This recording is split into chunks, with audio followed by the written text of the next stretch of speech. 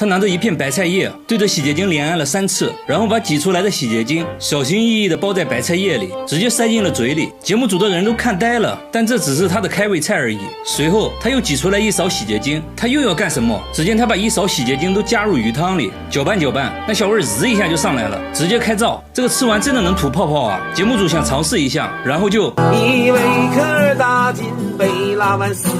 所以他为什么要吃洗洁精？奶奶说他不能吃肉之类的高脂肪食物，如果要吃的话，就必须先吃洗洁精，清洁一下油脂。我是服了，这都是什么脑血栓想法啊！不过话说回来，吃洗洁精对他的身体真的没伤害吗？洗洁精厂家表示，如果误食洗洁精的话，轻则住院，重则开席，连肖恩都救不了你。这时，奶奶缓缓说出一个令人心酸的故事。奶奶年轻的时候工作繁忙，得了胃病，根本没时间去医院。偶然间，她不小心吃下了洗洁精，没想到啊，竟然缓解了胃部疼痛，于是就开始一直吃洗洁精了。接下来正常流程，他被节目组带到医院做检查。经过一系列的检查后，医生表情凝重，由于长期吃洗洁精，他的肠胃功能已经受到了严重损伤，医生建议必须停止吃洗洁精。奶奶听后表情也凝重起来，那我以后还怎么吃肉啊？医生说可以通过药物来缓解症状。随后奶奶从药店买了药，信誓旦旦的保证说以后不会再吃洗洁精了。2周后，节目组去奶奶家做回访，想看看她身体恢复的怎么样。万万没想到，奶奶真的恢复了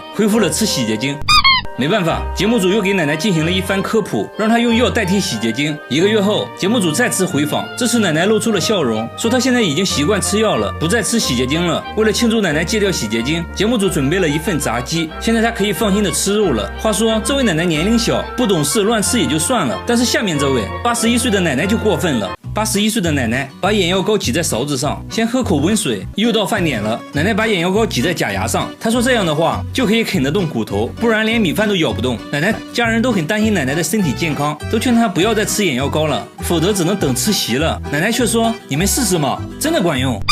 最后没办法，奶奶被家人带到医院做检查。一番检查下来，医生明确说道，眼药膏不是万能的，不仅不能帮助她，我们还发现眼药膏引发了食道炎，所以必须停止吃眼药膏。听到这些后，老太太终于决定不会再吃眼药膏了。要说吃眼药膏比较奇葩的话，下面这个奶奶表示不服。70岁的奶奶打开一罐可乐，一口气全部喝掉，然后满意的打个嗝，这是她最享受的时刻。她说可乐是她的灵丹妙药，生病的时候喝可乐，织毛衣的时候腰酸背痛喝可乐，唱歌唱累了也会喝可乐。采访人员说最近一直熬夜剪片子，感觉很累。奶奶却说那赶紧整一瓶可乐呀，困了累了喝可乐嘛。她家里到处都塞满了可乐，像这样的罐装可乐她每天都要喝10罐。40年里她喝了15罐可乐，这相当于一个游泳池的量。她太爱喝可乐了，即使不吃饭也要喝可乐，喝完可乐横扫饥饿，然后满意的打上一个嗝。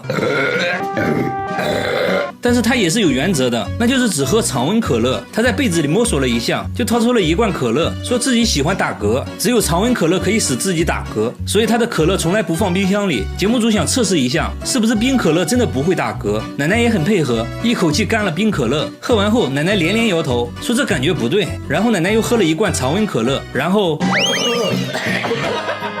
那么她是从什么时候开始喝可乐的？原来40年前，丈夫和2个孩子意外去世，这对她打击很大。在那段痛苦的日子里，是可乐给她的生活带来了一丝安慰。喝了40年的可乐，那么她身体状况还好吗？她被节目组带到医院进行全面检查，医生发现她患有严重的胃溃疡，很多溃疡面都是反复发作。听到诊断结果后，奶奶不禁担忧起来。医生说不用过分担心，只要积极接受治疗，戒掉可乐就会慢慢康复的。最后她和节目组拉钩保证，以后会慢慢戒掉可乐的。那就祝她早日康复吧。好了，我是月贝，关注我，每天一个迷惑行为大赏。他家天花板上不停地飘来一股恶臭，闻着像腐尸的味道，不得已只能用胶带把天花板的灯孔封了起来，但臭味反而越来越大，连厨房上面也传来了恶臭。不过最臭的还要数卧室，一开门恶臭扑鼻而来，比鲱鱼罐头还要臭。丈夫对于这种气味表示还好，因为他有鼻炎闻不到，但这可苦了大妈了，经常被熏得睡不着，久而久之患上了神经衰弱，甚至只能吃药才能入睡。大妈给家里装了4台空气净化器，客厅、厨房、卧室各放1台，全天24小时开着，睡觉还要把净化器都搬到卧室里，天一亮他就出门，家里一刻都待不下去。这臭味已经持续了3年，到底是从何而来？大妈认为是楼上传下来的，但楼上好像并没人住。奇怪的是，半夜还总能听到高跟鞋走路的声音，想想都觉得诡异。为了搞清楚怎么一回事，专家带着专业设备来家检测，先检测了客厅天花板，接着又是厨房、卫生间，都没有检测到任何数值。随后来到卧室，瞬间数值爆表，越靠近化妆台，数值越大。化妆台上的一个小盒子引起了专家的注意。大妈说这个是保湿霜，已经很久没用过了。拧开盖子，一股恶臭袭来，差点把专家送走。用仪器测了一下，这气味的数值超过了34。要知道啊，马桶下水道的气味也才20左右。仔细检查后才发现，保湿霜早就过期变质了。也就是说，家里的恶臭就是从保湿霜里传出来的。因为一直开着卧室的窗户，臭味就被吹得满屋都是。解决了臭味问题，下面大叔又出现了难以解释的问题。他可以死而复生，他每天都要死一次，死之前还要做一番诡异的仪式，穿着奇怪的衣服，对着太阳不停地挥手，嘴里还一直念着奇怪的咒语，接着从悬崖上纵身一跃，跳进了大海。节目组惊呆了，赶紧上前查看，看了一眼悬崖，差点尿裤子。悬崖有5层楼那么高，悬崖下的海浪非常狂野，礁石密布，稍不注意就会粉身碎骨。然而却发现他一点事没有，正在从悬崖底上往上爬。他还说19年来每天都要做一次。问他是受到什么刺激了吗？他也不解释啊，只是说狂浪是一种态度，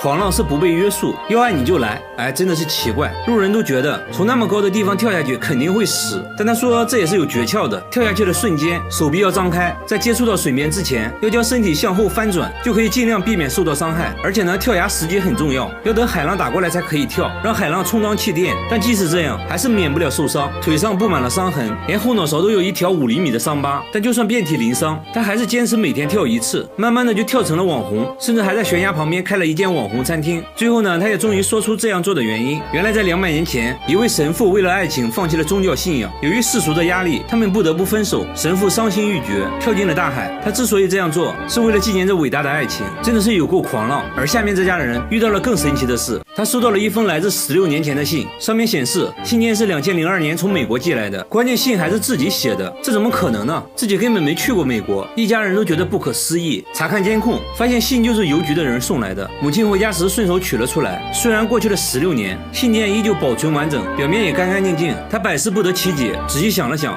终于想了起来，自己确实在美国留学过几天，信也确实是自己写的。记得当时发的是国际邮件，看着工作人员贴上的邮票，一切流程都没有错，但为什么16年后才送到？随后节目组去当地邮局咨询，工作人员表示自己工作了30年，从未见过这样的事。另一个人猜测这封信可能漏在了某个犄角旮旯里，当时没有发现。为了证实这个猜测，节目组来到美国当地邮局，邮局表示这种情况是有可能发生的，但概率极小，很可能就是掉落到了某个座椅角落，或者卡在了分类机的缝隙里。之前呢也发生过类似的情况。家人得知真相后长舒一口气，说去年还差点搬了新家，如果搬家了就再也收不到这封信了。那16年前的信上写了什么呢？原来是自己写给家人的生日祝福，这祝福属实有点晚了，他看着看着就哭了，那是回不去的青春啊。好了，我是月贝，关注我，每天一个迷惑行为大赏。它的指甲比你的手还要长，最长的有20厘米，小拇指的指甲最正常，看起来却显得格格不入。他说小拇指是专门抠鼻屎的，他淘米时不用手，2根指甲勾搂勾搂就淘洗干净了。开火时用手背，打鸡蛋也是小菜一碟，吃饭也能熟练的使用筷子，但我感觉筷子有点多余啊。电脑打字用铅笔，剥橘子就要用镊子，戴手套也难不倒他，把手套剪个小洞就行了。金刚狼见了都直呼内行啊！他还要花大量时间保养指甲，一瓶指甲油只够用1次的，完事还要给指甲戴上保护套，以防在睡觉的时候折断。出门上街必须要把指甲护在胸前，回头率那是100%，路人的表情说明了一切。大姐不仅指甲长，头发也很长，头发都能拖到地板上。我觉得她演梅超风都不用化妆，即使是周围邻居在晚上遇到大姐也会被吓到。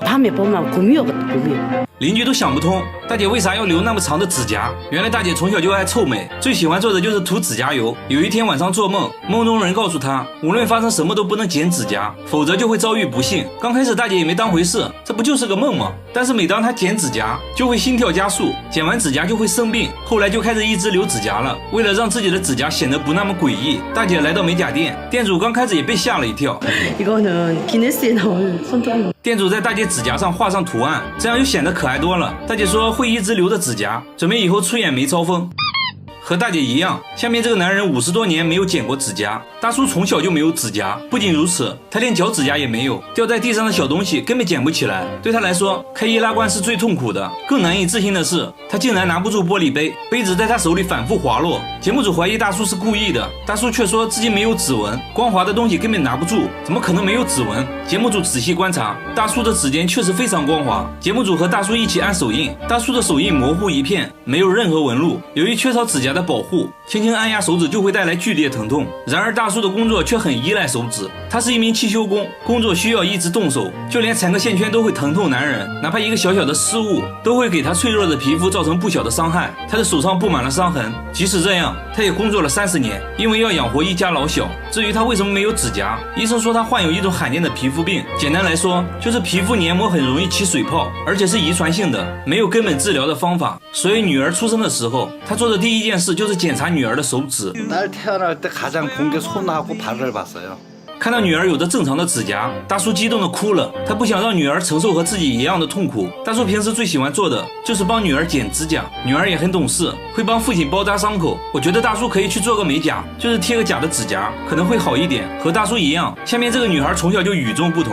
女孩长了满脸的胡子，又粗又硬，从鼻子一直延续到脖子。不仅如此，她的2个妹妹也长了满脸胡子。奇怪的是，她的2个姐姐却是正常的，而且她妈妈脸上也是干干净净的。妈妈说他们刚出生脸上就有胡子，可能是遗传他们的父亲。照片可以看得出来，他们去世的父亲就是满脸胡子，但只有最小的3个姐妹遗传了父亲。随着年龄的增长，脸上的胡子也越来越旺盛。她们也尝试过刮胡子，但是越刮长得越浓密，全身上下厚重的毛发让她们很痛苦。同学都嘲笑她们是猴子，这给她们造成了严重的心理伤害。她们变得抑郁焦虑，姐姐甚至放弃了上学，选择在家里帮忙种地。